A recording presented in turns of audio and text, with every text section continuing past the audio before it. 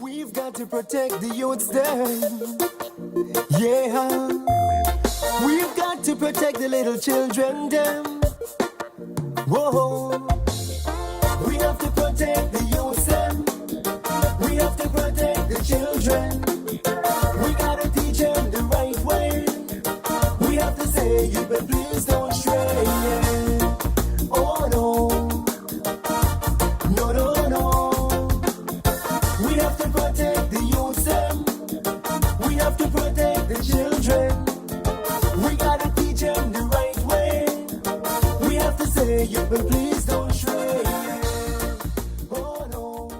Seeing some of the needs, some of the things there with staff and how overwhelmed they were and not really getting the Christian professional development. They're getting some professional development like through being in the public school, but they weren't getting any on the Christian side of things. And it's like, well, the lights went on. Well, we've been going through this process at our school, and well, maybe we could help out. Are we going there to tell them something? You know, look how important we are. We're coming here to show you how to do something. I never ever want it to be that. It's not about us telling somebody else what to do, because we have so much to learn from them. But going there with humility, going there with, it's not about me and myself and I. Which I think is a great move, right? Instead of us just thinking that, well, this is the way we do it here, so this is what they need to do it like we do it. Rather say, okay, what kinds of things do you need to meet your educational goals or whatever that might be. And I think some of what the work that we could do is to find out what they really think would help make a difference, and then brainstorm with them about how they might be able to see those things happen. So if they wanted to start extra programs or needed extra resources, I think there's times when definitely we should help because we have those things that we could give. But they need to lead that, and we need to respect their leading of that in the way that they would want it done. Their passion for education, their desire to learn more, but the limitations they have, not just physically because or materially, but also kind of things that they want to learn and want to understand. They don't have the teacher training. The teacher that I was working with was asking me all kinds of things about reading comprehension and students that were really behind. How does he deal with those and how could he help them because he's got exams coming up? So there's a real sense of frustration with the situation, but also hope and wanting to make sure that they did all they could and muster the resources to have these kids succeed and learn. They want to learn better how to incorporate biblical wisdom, a love and a faith and a passion for following God. How do you work that into your classroom every day and in every single subject? And that's something that they can certainly help us too, because when I see how they work, I say, wow, I can learn a lot from just doing some observing. The primary school also wanted conversation and helps around specifically bullying problems that they were having in their school. And a bigger element, or that is part of the bigger topic of positive school climate. How do we make this a place where kids want to be, kids feel safe and cared for?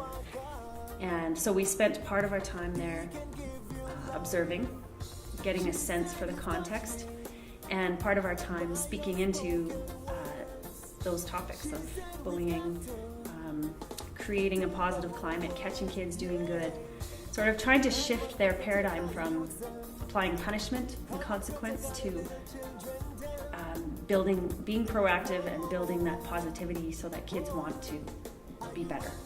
And so kind of our approach to that was, let's look at whatever is good, whatever is true, whatever's noble, whatever's right, and highlight those things as a way of kind of motivating the kids to live more of that out.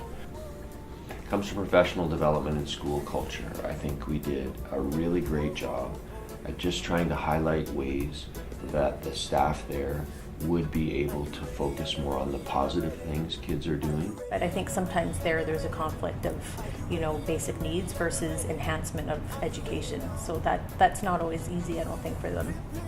So I think as here we have we don't think about feeding our students. We know that they're well fed, right? Those are top priorities for them.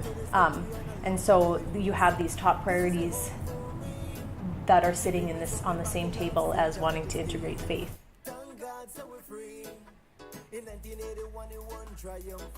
When it comes to Belize, it got very rudimentary and very simple. These kids just need to be safe. It's more about we need to get these kids to school, we need to make sure they're safe, and then we can teach them. And I think that when you look at a student through that lens, it often gives you a deeper sense of care for that student in the sense that when kids don't hand something in or when they don't perform to their best, it's not because they're failing or not doing the right things or because they're not working hard enough. It might be because there's something horrific going on in their lives. It taught me the lesson in the sense of to try and work with my teachers a little more to see the entire student. But that should be the primary lens should be the fact that we love our students, we want to see them succeed, and we want to see all of what goes on with our students so that we can meet their needs to the best of our abilities. And to walk alongside somebody who's struggling with their faith or struggling with academics or those types of things is crucial. I would like to think that I've come back with a more acute sense that each student is his or her own story, and to be more attentive to what they came from this morning or what home they're going home to tonight. Even in the hallways, I know some of the kids that I would assume are doing well are actually having a really hard time at our school. So I feel like I'm more astute with each of them as individuals. I saw God, I see God working here all the time. I see opportunities for growth and for witness and for showing, having His Spirit work through us. To see it in another culture sometimes pinpoints the witness. I saw amazing people putting themselves out there daily as teachers. To see the Spirit move and to see God in a tangible way was a pretty neat experience for me. A glaring difference, though, is the resourcing. I saw these teachers who have so little accomplishing so much because they were resourceful in how they used what they had. And for me, it begged the question, I have a whole bunch of resources, and what if I was as creative and as resourceful with the plenty that I have? What would that look like? And it was extremely inspiring to watch them do what they do. I saw a tremendous love and care for students, and in spite of recognizing, they recognize that their student body comes from a really rough part of the country, and the demographics are all against these children on all sorts of measures, but the teachers seem to still have a soft spot and a lot of grace for who these little people are and who they know they can become. Teachers knew where these kids came from, where they were at, what their households were like, and how they knew how to meet their needs emotionally before they met them academically, and I thought that was pretty profound. They do it for next to nothing, and they do it because they care about the community. And they may not be as qualified, and they may not have the right teaching methods and the right resources and things to make their kids or get their kids along the path as far as they need to go. But they sure have the resiliency and courage to continue to go to teach in that community.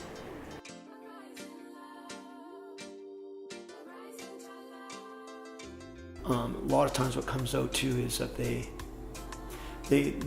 realize that they're way ahead of us when it comes to relationships and building relationships. I'm talking about people at Belize. And the side of how much relationships are important, not all the other stuff that's in our lives, but it's about building those relationships.